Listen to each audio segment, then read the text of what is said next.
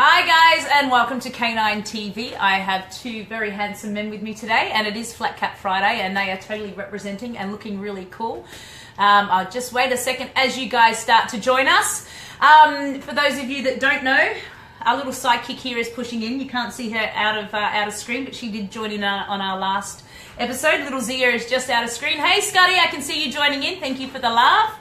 Guys, if you could send us some thumbs up and some hearts as you're tuning in so we can see that you're here and you can hear us loud and clear. Hello Lisa, hey Dondale. So we have our little sidekick Zia, who's always trying to gate crash the show. I can see you guys joining us. For those of you who don't know, I don't know what cave or rock you've been hiding under, but this is the lovely Tyler Muto. He's joined us. He's come all the way from Buffalo and has been touring with us. We did an awesome seminar with you up in Sydney last weekend. For all of you people from Sydney, hello. Thank you for rocking a fantastic seminar. Pressure's on Melbourne. We've got to show them that that Melbourne do it better than Sydney. And Mr. Hanson Brentos, the one and only. Absolutely. Guys, we put in some questions earlier today. Bear with me as I look down at the iPad here to read your questions. So we've had some questions submitted that lovely Tyler has said that he's more than happy to answer and give his feedback or his very knowledgeable answers on. So I can see you guys checking in. What we might do is we'll get started. We'll go through the first question. And as usual, then I'll come through and check your comments that are popping up on the screen. And I will leave you guys to it. So enjoy, have fun, and see you on the other side of the camera. All right, Mr. Tyler. So our first question is from Larissa. Hello, she says. Thank you for an awesome seminar. And she'd like to know how your journey started in the dog training world. Sure. So I'll try to make the story short. I was working for an associate of my mother's, doing a lot of stuff, and one of the jobs I did was taking care of the office dogs. And when he would travel, I would take him to the kennel. Kennel was owned by a dog trainer. I was fascinated with dog training at the time. I, like everybody who's a dog trainer, was always into dogs my whole life. So every time I went there, I was asking lots of questions. One day I walked in and was told that her assistant was moving and I should give her a call, which I did. I went down, worked some dogs. I was offered a job. She was looking for somebody more long-term. I already knew I couldn't commit to long-term. My wife was applying to law schools and we knew we would be moving. So she offered me to apprentice. It was a win-win. She taught me as much as she could teach me, and it allowed her to take some time to find a suitable employee. And then just sort of took off from there. And then we moved to Buffalo when my wife got into law school. And I kind of looked around before we moved at different trainers in the area, still kind of looking for somebody to work with. There wasn't anybody that was really specializing in dealing with like real problem behavior. So probably much earlier in my career than I probably should have, I just started my own company and did what I was passionate about doing from there.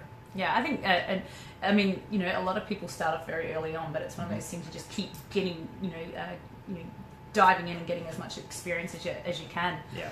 Ali, that is a beautiful segue into Ali's question. Hi, Ali. And she asked whether you can see a difference between training in Australia, the USA, anywhere else around the world, and also why did you get into the behaviour, the rehab pet dog side opposed to competition work with your dogs? Sure. Yeah, I don't think, in my experience so far, and I haven't done workshops in too many different countries, primarily just around the US and now in Australia and then Canada. There's some differences even just across the United States in training styles and just sort of like the collective knowledge base of trainers. But overall, in today's connected world, training is pretty similar anywhere you go as far as style and methodology and things like that. So pleasantly here in Australia, the people that have been attending the seminars, we've had a good number of people attending the seminars, both professional trainers and just enthusiastic dog owners. It's been really refreshing to see people really thirsty for knowledge, people really willing to commit the time and energy to do things the right way instead of the fast way. and so that's been really refreshing. And I think, as a whole, I think it's the dog trainer's job to move things in that direction.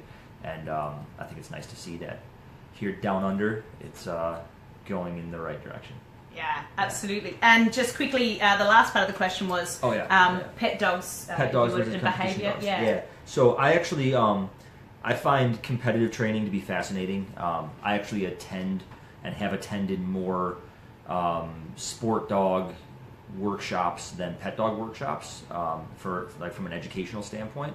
So I actually really enjoy competitive dog training. I think, and as a general rule of thumb, people who are training to high levels in competition are a little bit more thoughtful about the way they go about things than the average pet dog trainer, who is often working on a shorter timeline, and we just sort of have to get things done.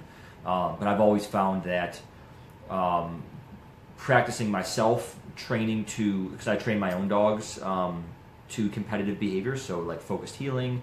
I've done protection training with my dogs. And a variety of the other obedience exercises required from a variety of different disciplines. Training complex behaviors like that and learning what goes into it and the more refined skills that are required actually makes you a better pet dog trainer, even though you're not training to the same degree of refinement as you do in competition. That being said, the reason that I don't compete and that I really focus on pet dog training is I've never been a super competitive person, and my heart isn't really in that aspect of training. The reason I wanted to be a professional dog trainer is because I feel very passionate about helping families live with their dogs in a really cohesive way. It's the sort of more primal connection between human and canine that really speaks to me. And so it's more the aspect of living with dogs that I'm fascinated by. And I love people just as much as I love dogs. And so I find it really rewarding and really motivating when I can make a big impact in somebody's life through the vehicle of working with their dog. It sort of meshes all of my kind of passions together. I love being able to help make people's lives better. And I love working with dogs, and so working with behavioral issues is really like that's the ticket for me. So that's why I do it. Yeah, and I think that's one of the things that I really like in regards to the dog training. It's the relationship, and one of the things that Tyler has got used to some of my analogies, if you would, or the way I put things across, like the dating and dogs and getting to flirt with your dogs and getting to understand it, and that's one of the things I've always personally liked about Tyler's approach. It is about that relationship and how we live with our dogs every day. So it's certainly something that I've really enjoyed, and the feedback from your seminars as well, which is really cool. Scotty Too Hottie from Adelaide. Hello, my dear. I love your question. Tyler, you're a president of a body over in the US, the IACP. Could you tell us a little bit about, what does it stand for, and what's your role, and how can we help out and support? Because I think it's certainly something that, as Aussies, we could potentially very much be, jumping on and helping out. Sure. So the IACP stands for the International Association of Canine Professionals. And I've been on the board of directors in my 5th year now. I was vice president for 4 out of those 5 years, and now I'm the president. The IACP was started, it's over 15 years ago at this point, by a lovely gentleman named Martin Deely, who's from the UK and now lives in Florida. He was involved in another organization, and that organization moved towards kind of more the extremist end of things, the force-free, reward-only end of things, and he was sort of ejected from it. And in response to that, him and a group of several other very passionate people started the International Association of Canine Professionals, so that there would be a professional association dedicated to ensuring that there was open-mindedness in dog training. Did he start that in the UK or in America? In America, I believe. Cool. Yeah. And so that's sort of what we've been and what we've stood for all along. Mm-hmm. And it's not that we are like the pro e-collar organization or the pro balance training organization. We're the pro open-mindedness organization. But we have members that they themselves choose to train reward only, which is fascinating and fantastic. Sort of the main policy is like, as I said in my seminar earlier, like, don't be a dick. I love that. That's kind of the main thing. Like, if you're actively working to outlaw other people's methods and training tools and stuff like that, then you're kind of not welcome. It's all in for the betterment of the dog, isn't it? Yeah, so we're all about humane training, regardless of sort of what methodology you fall into, as long as you're being fair to the dog, you're being responsible in your practices. That's really what we stand for, and we believe that the more education is available to people, the more access to information that dog owners have, including a variety of different approaches and tools, the better they're going to be able to help their dogs, because as we all know, dogs aren't one size fits all. So that's what we do. My big initiative when I came on as president was to get us more heavily involved in legislation, because this is something that's been happening all over the world. You guys here in Australia are aware of that. Down here in Melbourne, you can use some tools and not others, and in Sydney you can use other tools and not some, and it's all kind of kooky, and that's happening in the US right now as well. And we've been involved in it to a certain degree in the past. We always didn't do a great job of letting people know what our involvement was.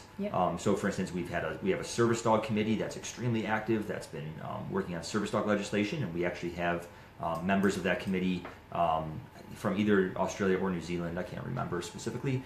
And so, we are trying to reach out into the global community.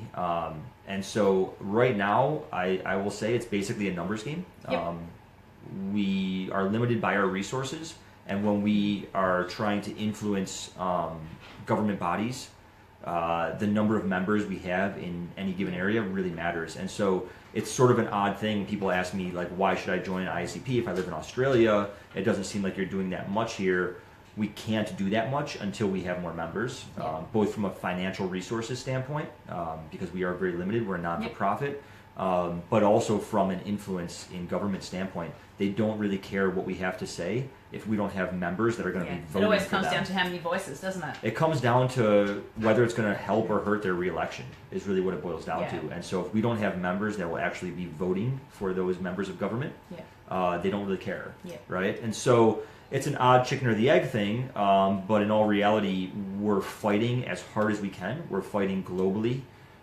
Every country, every state, every city, regardless of where it is in the world, when legislation gets passed there, it's easier for it to get passed in the next place. They use things as models and precedents. So even if it's not happening in your area right now, it still should matter to you that it's happening elsewhere. So we're working as hard as we can. This year I formed a committee. We have members right now in 3 different countries, 2 different continents. So we're trying to work on projects as many as we can. But the more members we have, the more we can do, the more financial resources we have, the more influence we have in those areas. So I would definitely say, why to join the IACP?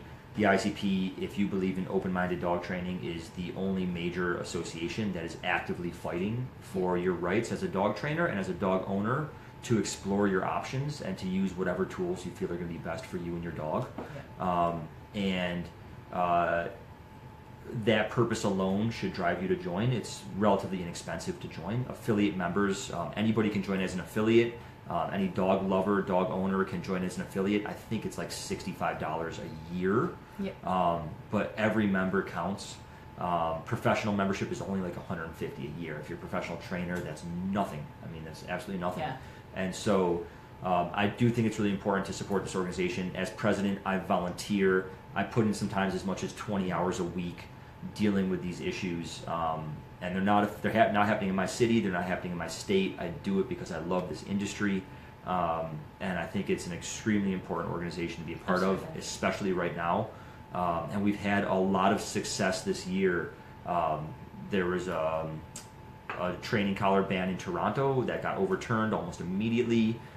We successfully sort of, dispelled a licensing standard that was going to happen in New York State. We're working on an issue in Florida right now and making really good progress with that. So yeah, we're doing Making good things. A difference. Yeah. And again, like the more numbers we have, the louder our voice is, the more influence we have. And I will tell you that the extremist organizations are outnumbering us exponentially. We are outnumbered both in members and in financial resources. Yeah. And so it's a really hard fight, but we're in it for the long haul. And I think, as you said, and I know that we at the Canine Company, along with many of you awesome people that are joining us tonight, it's very much for us to all get together and support each other, and so we're not divided and conquered. I think that's really important as well. And it doesn't matter, what city you live in, what state, what country. The more that we can get together, guys, we're all here for the dog at the end of the day. And if we can, improve the quality of life that our dogs have and the people that share their lives with it, I think that's what it's all about. Absolutely. All right, we have a dog question. Great. Bella, hello Giggles. Thank you for your question. Giggles is what we call this lovely lady because she has a wicked giggle. She's always giggling. In fact, I can almost hear her now, I'm sure. Yeah, absolutely. She's got 2 gorgeous golden retrievers. She has Bella, 7 years old, and little Sky, who's 8 months old. Bella's a really gentle dog. She lets Puppy take everything from her, including her food, her toys, and her bones. She just stands there and she looks so sad. Sky's favourite game, so the younger of the dogs, is taking everything from Bella. So if Bella is feeling playful, she just goes from toy to toy as Sky takes one each one out of her mouth. I give Bella separate playtime, but I'd really like Sky to learn how to share more. Any thoughts on that? Yeah, I mean, I think at a certain point, it's sort of up to us to advocate for our dogs a bit. It's a word I use a lot. So Bella's sort of an old soul. She's just trying to get through the day and have a good time. I think it's important for us to establish some boundaries with the young dogs as to what is or is not appropriate. I have a rule in my house. I call it the law of possession. It doesn't matter who's more dominant than the other, sort of who's more assertive than the other. When any dog has anything sort of in their mouth or in their possession, the other dogs need to give them space. They need to stay away from it. They're not allowed to steal things from each other. That helps to avoid fights. It helps to avoid conflicts, but also helps to make sure that even, like right now, both my dogs are relatively the same age, but I've had older dogs in the house, that they all can sort of feel comfortable and secure and not feel that things are going to be taken from them. Yeah. I would say I would probably be keeping a leash on Sky. I'd be keeping a close eye on her still. If she's not yet learned those rules and being responsible about those rules, then she still needs to be supervised. And when she's supervised, you need to have a tool on her that helps you to manage her behavior and to give her instruction. And so I would use a leash to interrupt her when she begins trying to steal toys from Bella. I would be pretty consistent about that, and if she doesn't start to get the idea, the interruption would become more of a correction. Sort of, I've told you many times now. It's like it's time to be accountable. And then, of course, if she sees Bella has a toy and you see her look at it and walk away, I would absolutely be rewarding her for that at the same time and making sure that she either gets a toy of her own or a treat or just some love. But to make sure that we're not only focusing on the negative, but we're also making a conscious effort to capture those good choices. When you see the dog, think about their options and choose the better of the two. Those are really valuable moments. Unfortunately, those are the moments that are often easiest to ignore, but those are really the moments that we need to pay the most attention to. I think one of the things that we quite often say is give the dog the level of freedom that it can deal with responsibly. Exactly. And if you've got a cheeky monkey like Sky that just is constantly having fun but causing a little bit of stress for Bella, that's where the lead can come in handy. If I could just ask a question in relation to that, would you use something like a send away, so like sending them to their place, or as you say, a cot in Australian, that's sending their dog to their mat or their bed? Would you use something along those lines, or you'd just prefer to have the dog on a lead and deal with that immediately right then and there, opposed to a redirection of I would say both is good. So the problem with just sending the dog away is you're not necessarily giving any information that what they're doing is inappropriate. Yep. Right? So you just happen to be sending them to something else, rewarding them for that. But as far as I know, there was nothing wrong with what they were going to do. So generally what I would do is, interrupt a little bit, tell them, doesn't have to be a massive, correction or punishment initially, but just block the behavior, give sort of like a don't do that, communication. and then redirect them into an alternative activity so that their mind is off of it and they're onto something else that you can make more enjoyable. That'll help to ensure they don't just keep going back and they don't have that level of persistence. And hopefully they get the idea. And like I said, if not, then at a certain point you would have a little bit of a stronger correction when you interrupt them. Again, not like we're trying to take the dog's head off here, just a meaningful enough correction that the dog goes, okay, I realize now this is a little bit more important than I initially thought. Yeah, and I think, you know, because I personally know these two dogs, that, you know, Tyler just touched on a really important point that, you know, when we give a correction, it doesn't have to be over the top. These two particular dogs are quite gentle and soft in nature. So, you know, a verbal correction, you know, quite often can be more than enough for some dogs. Yep. Absolutely. Adrian, hello, my dear. You have a question here.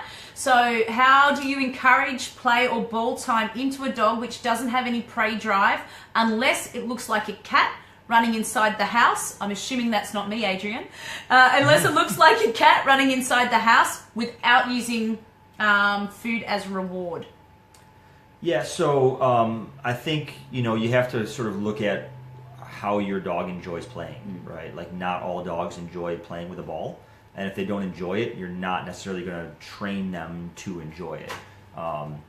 So, you know, it's not so much a matter of teaching the dog to enjoy ball time. It's a matter of finding other things that your dog does enjoy. Now, I used to live with a hound whose favorite thing was chasing small animals. We fortunately didn't have cats. But, for instance, if we were out and about in the world and there was a squirrel, there's really nothing that I would be able to provide that ultimately could compete with that squirrel from a play standpoint. That being said, she did enjoy playing. She just enjoyed different types of playing. So she enjoyed when I was down on the ground with her and we'd sort of wrestle together and you know, be very physical in our play. Some dogs you can sort of ignite a spike of a spark of chasing, and there's various kind of strategies for doing that, probably beyond the scope of a Facebook Live. But if the dog genuinely does not enjoy chasing a ball, that's probably not going to change. And so it's really a matter of saying, what does my dog enjoy? What type of play behavior are they into? Some dogs enjoy playing keep away. Some dogs enjoy when you chase them, when they chase you, wrestling. Some dogs just like a belly rub. And so it's a matter of sort of, tuning into your dog and sort of being present with them and figuring out really what makes them tick and what do they enjoy, and then engaging in that activity with them. Yeah, I love that. Very much for those of you that are familiar with my dating and dogs, you know, it's what is it that they enjoy. Adrian also mentioned, you know, do you always have to bring food treats when you go on a date with your dog? And I think one of the things that's important to remember, if you're going on a date with your dog, it has to be something that, you know, you and your dog enjoy. So if there's anyone that's kind of tuning in that hasn't heard the dating and dog kind of scenario, that's the analogy that I use. You know, if you're going out with your dog, like, it has to be a date. You know, if you're going out with your wife, hi Jesslyn, thank you for loaning your husband all the way to Australia, by the way. You know, if you guys are going on a date, it needs to be mutually enjoyable, you know, and that's how it works with the dog. So, you know, if I'm hanging out with Zuka, then, you know, I will bring a ball or I'll bring a tug toy. I don't have to bring food for him. He doesn't need it. I'm not reliant on the food in order for him to understand his obedience and what's expected of him. So it really depends on what your dog enjoys and what you're enjoying and the environment that you're going into as well. So hopefully that one's helped out. Yeah, I think just being present with your dog. Absolutely. You know, I think it's just like, you know, like my wife really enjoys ice cream, not chocolate. It's a long story, guys. But you know, just because she enjoys ice cream doesn't mean that every time we want to spend quality time together, that it needs to involve ice cream, you know. And so same thing with my dogs. I can spend really high quality time with my dogs without using food. Yeah. I have a colleague, he actually sits on the board of directors with me for the IACP, but he's a really interesting guy named Nelson Hodges. And when he does workshops, I've never been to one, but I've heard a lot about them.